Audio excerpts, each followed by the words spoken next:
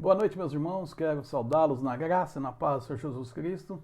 Estamos um pouco mais alegres e eu acredito que esta notícia será bem-vinda a vocês, pois nós ontem tivemos uma reunião dos pastores da nossa associação e alguns pastores já definiram a data de iniciar a retomada dos cultos já em setembro. E nós também, irmãos, estamos consultando os demais irmãos da igreja, mas pensamos que poderíamos começar pelo menos com os cultos de quarta-feira à noite, a nossa reunião de oração, e também poderíamos com o culto da noite, do domingo. E eu aguardo vocês a darem uma posição, se entendem que devemos assim agir, e poderemos dar os primeiros passos para que nós possamos abrir de vez a nossa igreja. Domingo de manhã vai ficar online, recebendo a mensagem, recebendo os louvores, os pedidos, agradecimentos, os avisos e também a palavra do estudo com o irmão Anísio. A mensagem, nós sempre estaremos trazendo uma mensagem aos irmãos. E vamos iniciar. Primeiramente, os primeiros passos que nós vamos estar dando, e apenas 30% das poltronas podem ser ocupadas, e isso é um número pequeno, mas já tem essa abertura. E vamos estar orando, irmãos, para que realmente cheguemos a um posicionamento melhor. Se os irmãos acharem por bem que devemos aguardar mais um pouco, vamos respeitar a decisão dos irmãos. Mas vejo por bem, de quarta-feira, um grupo pequeno, fazendo as nossas reuniões de oração e voltando à realidade da nossa vida. Deus abençoe os amados irmãos. Falando em realidade, uma das palavras do Senhor Jesus Cristo que nos toca o coração, porque é aquela questão de pedir, e quem pede recebe, e todos nós gostamos de receber um presente, gostamos de receber, através da oração, uma resposta de Deus, mesmo que a resposta seja um não, mas gostamos de receber. E então, irmãos, eu gostaria de hoje, nesta noite da nossa reunião de oração, tratarmos um pouquinho deste assunto. As Escrituras registram várias figuras de linguagem para que nós venhamos a entender melhor e a exemplificação de como Deus trata nós e Ele, e uma forma até mesmo de mantermos comunhão com o nosso Deus. Eu tenho, como tenho falado à igreja, orado nas madrugadas e buscado uma compreensão melhor e maior de Deus. E cada vez mais que eu oro, mais eu vejo como pequeno eu sou e como grandioso Deus é. E isso muitas vezes até me entristece, porque eu gostaria de ter maior afinidade, maior comunhão. E é gostoso no trato, quando nós estamos, você e eu, sabermos que nós somos iguais, somos semelhantes, e para Deus somos na mesma medida. É melhor um tratar o outro. Agora, quando nós vemos um ser superior, algumas pessoas querem parecer ou se dar como superiores, mas elas apenas estão enganando a elas mesmas. Mas o Deus não. Deus é grandioso. E quando nós queremos entender e compreender Deus nas Escrituras, Ele se revela de várias maneiras, e usando algumas figuras de linguagem, para que nós possamos entender melhor quem é o nosso Deus. Nós vemos hoje, principalmente os jovens, eles usam um termo: você quer que eu desenhe? Eles usam esse termo para dizer: olha, está tão claro, você quer que eu fale mais alguma coisa? Só se eu desenhar. E esse exemplo, essas figuras de linguagem que Deus usa no casamento, marido e mulher, Deus, Israel, Cristo, o noivo, e a igreja, a noiva, Deus como sendo o oleiro, o nosso Criador, e nós, o barro, Cristo como cordeiro, humilde, e o nosso próprio sacrifício. Irmãos, eu gostaria de ler o texto aqui de Mateus capítulo 7, versículos 7 a 12, para nós entendermos melhor. Mateus 7, 7 a 12. Pedi e dar-se-vos-á. Buscai e achareis. Batei e abrir-se-vos-á. Pois todo o que pede recebe, o que busca encontra, e a quem bate, abrir-se-lhe-á. Ou qual dentre vós é o homem que, se porventura o filho lhe pedir pão, lhe dará pedra? Ou se lhe pedir um peixe, lhe dará uma cobra?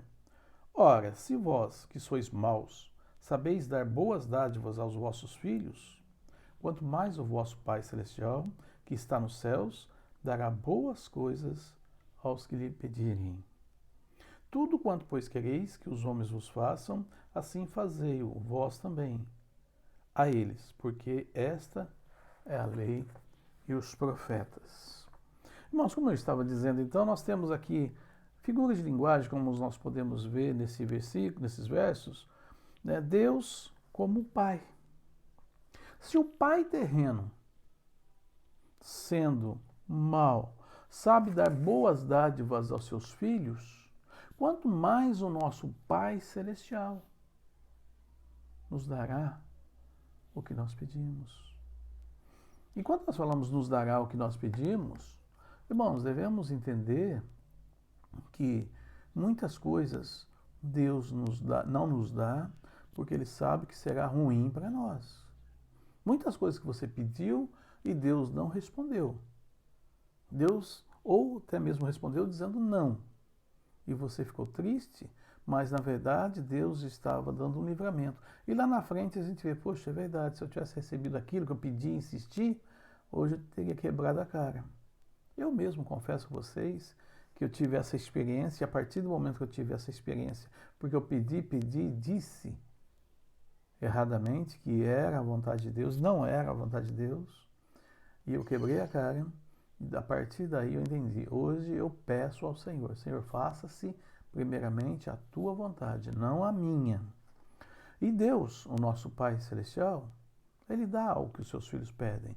E quando nós pedimos e dizemos que para Ele dar aquilo que é melhor para nós, com certeza Ele vai olhar e vai nos dar aquilo que é bom. O que não é bom, Ele não vai nos dar. O exemplo do pai carnal, que com amor e bondade procura dar tudo o que o seu filho precisa, roupa, comida, educação, correção, carinho, o nosso Pai Celestial também provê para os seus filhos tudo o que precisamos, inclusive orientação espiritual que só podem encontrar no estudo da palavra de Deus. Irmãos, eu me alegro com alguns irmãos que têm um profundo desejo de conhecer mais e mais das Escrituras. E quanto mais eles conhecem das Escrituras, mais eles entendem que não conhecem. E precisam estudar mais para conhecer melhor. E fico triste, pois vejo alguns que não têm interesse nenhum na palavra de Deus.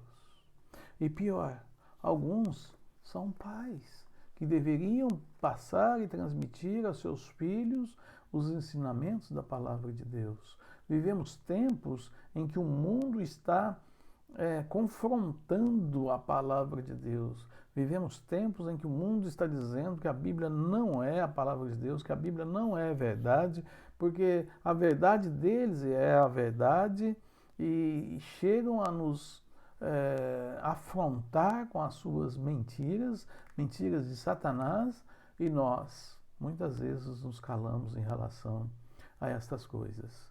Mas voltando aqui, os versos 7 e 8 diz: Pedi e dar-se-vos-á, buscai e achareis, batei, abrir-se-vos-á, pois todo o que pede recebe, o que busca encontra, e a quem bate, abrir-se-vos-á.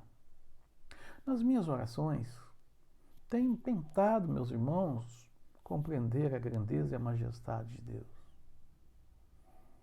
E quanto mais eu procuro entender, mais eu vejo o quanto eu sou pequeno.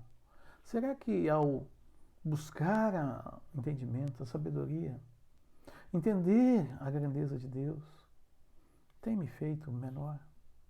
E se eu me tornar menor, e tornar mais servo, mais obediente.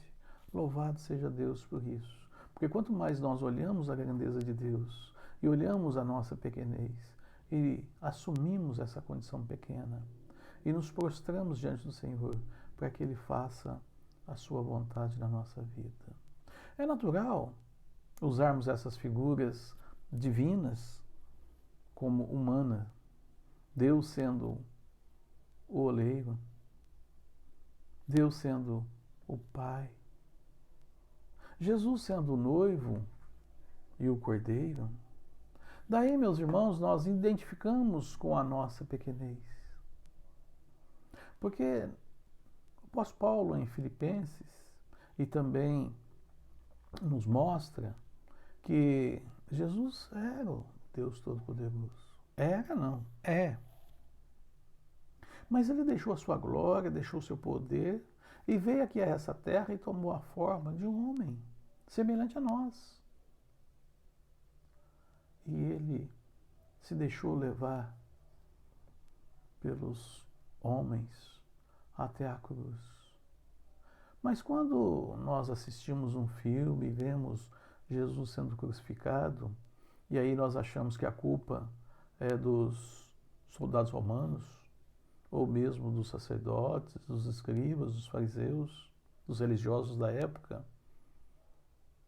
Mas entendemos, meus irmãos, que tanto os soldados romanos como os religiosos da época foram usados por Deus para que se cumprisse uma profecia. A profecia do Cordeiro que veio a este mundo, Cordeiro perfeito, o Cordeiro de Deus que veio para dar a vida dele por nós. E na sua humildade e na sua humanidade nos alcançou. Se hoje nós somos salvos, se hoje nós somos remidos, nós somos transformados, é porque Cristo, no seu infinito amor, deu a sua vida por nós. Ele se tornou humilde, ele se tornou manso, ele se tornou pequeno, para que nós tivéssemos vida. Há, irmãos, infelizmente, também alguns grupos cristãos que se exaltam. Eles dizem Deus é rei. Então, se Deus é rei e nós somos filhos de Deus, automaticamente nós somos príncipes. E eles começam a se engrandecerem, se exaltarem. São cristãos que querem a realeza, querem a coroa cravejada de pedras preciosas. Mas esses homens e essas mulheres não querem a coroa de espinhos, não querem o exemplo de Cristo que agiu com humildade, mesmo sendo Deus, deixou seu poder, sua glória e se tornou humano, homem, humilde, como nós devemos ser. É maravilhoso nós sabermos que em humildade podemos contemplar a grandeza divina. E é o que eu tenho feito, meus irmãos, enquanto nas minhas orações eu tento, nos meus pensamentos, compreender essa majestade, compreender essa glória, algo transcendente, que não cabe no meu pensamento saber ou entender como é Deus. Mas me alegro, porque Deus, Ele se faz pequeno para que a gente possa entendê-lo. Ele se faz figura de pai, figura de um cordeiro, figura de um oleiro. Ele faz assim para que a gente possa compreendê-lo e entender melhor a sua bondade, a sua graça.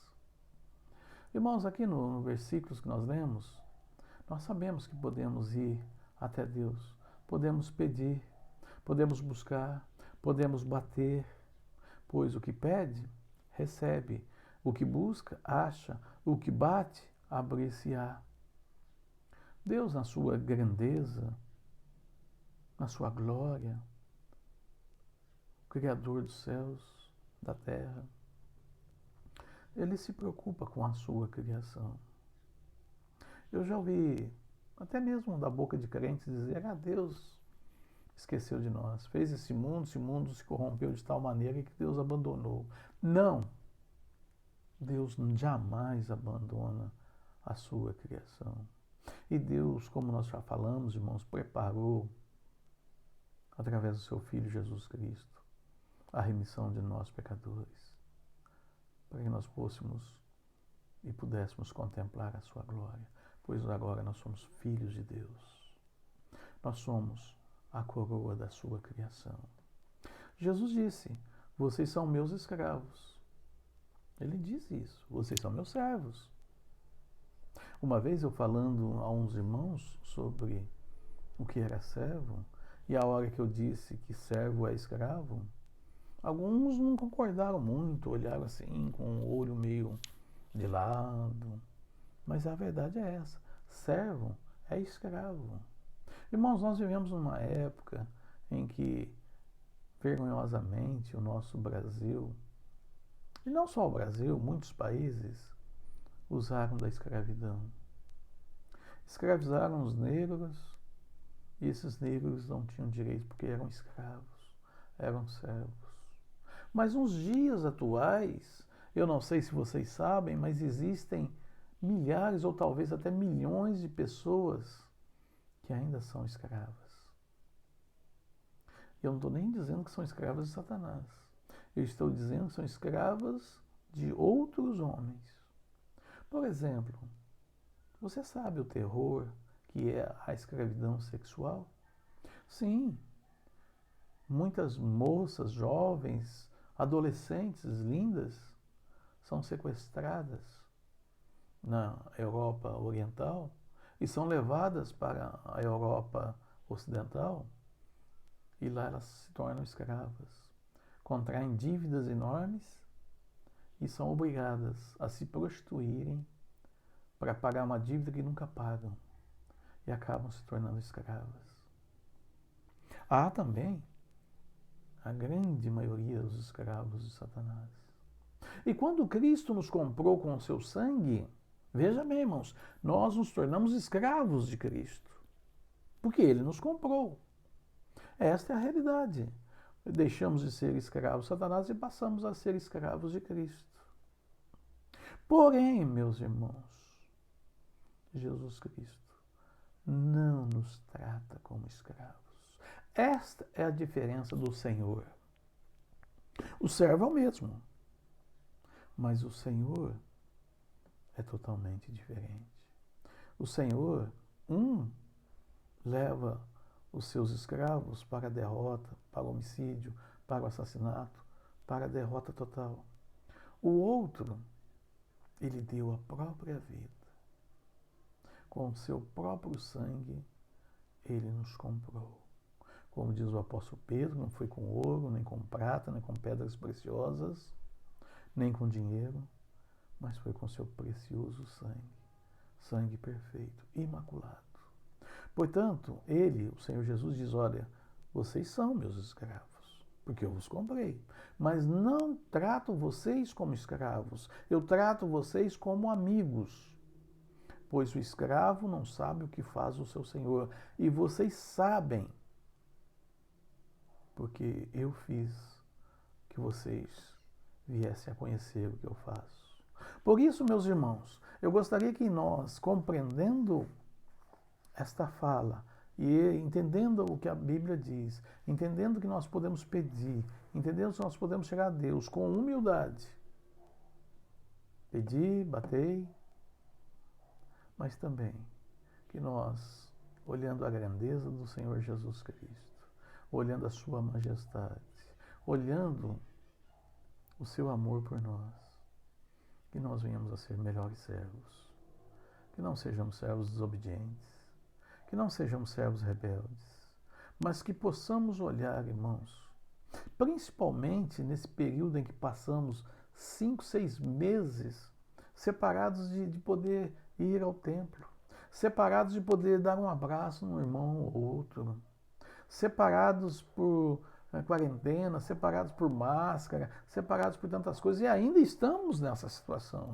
Melhorou um pouquinho, mas ainda estamos caminhando para um total livramento dessas coisas. Dê mais valor ao Senhor Jesus Cristo. Dê mais valor ao Pai Celestial. Das suas orações, você sabe que você vai orar, você vai pedir, você vai bater. E você sabe que Deus vai abrir a porta. Você sabe que Ele vai te atender. Então, que sejamos mais humildes e que possamos falar assim, Deus, faça a Tua vontade, não a nós. E que possamos nos entregar ao Senhor com alegria nos nossos corações. Deus abençoe os amados irmãos, que nós possamos ter alegria. Na próxima quarta-feira, irmãos, nós já vamos estar fazendo um teste, se for da vontade dos irmãos, nos reunirmos lá um grupo pequeno em oração, dando abertura a este processo e vendo como as coisas vão proceder, mas é na sua casa. Não perca a comunhão com Deus. Por causa desta quarentena, não deixe a televisão, não deixe a ociosidade tomar conta do seu coração. Passe com mais alegria agora, com mais fervor. E vamos assim marcando as nossas reuniões no templo, vamos falando às pessoas as quais querem ir, vai passando os nomes e se for necessário a gente divide os grupos para que a gente possa logo mesmo termos a liberdade de não usarmos máscaras, de podermos nos abraçar, de nos confraternizar e aí sim darmos valor à liberdade a qual Cristo comprou para nós. Amém? Oremos. Deus de amor, ó Pai eterno, nós somos gratos pelas ricas bênçãos, pelo livramento que Tu tem dado a cada um de nós, ó Pai, pois nós passando por essa tribulação, por esta pandemia, por esta peste, ó Deus, que alcançou todos os cantos da terra, Senhor Deus, os 4 cantos da terra. E o Senhor guardou e o Senhor nos livrou, Senhor Deus. É bem verdade ainda que nós estamos num período ainda pouco perigoso, estamos tomando as devidas providências, estamos nos resguardando, mas sabemos, ó Deus, que logo o Senhor vai nos dar liberdade total em Cristo Jesus. Pai de amor, eu oro pelas famílias, esteja abençoando as nossas famílias, ó Deus, esteja com os nossos irmãos, com os filhos, ó Deus, e que brote no nosso coração um coração mais alegre, um coração mais desejoso de termos, ó Deus, a afinidade com o nosso Pai Celestial, de tal maneira que possamos ser gratos. Sabemos, ó Deus, que o Senhor nos livrou, que o Senhor nos protegeu e que o Senhor nos guardou. Ó Pai, peço também pelos brasileiros de um modo geral, Senhor Deus, pela nossa pátria, pelos nossos governantes. Deus, como nós vimos os governantes um dando tiro para o outro, um atacando o outro. E isso não é bom, Senhor Deus, pois não há unidade. Mas em Ti nós encontramos a unidade. Ó Pai Celestial, muito obrigado pelas maravilhas. Nós oramos a Deus agradecidos no nome santo de Jesus Cristo. Amém, Senhor.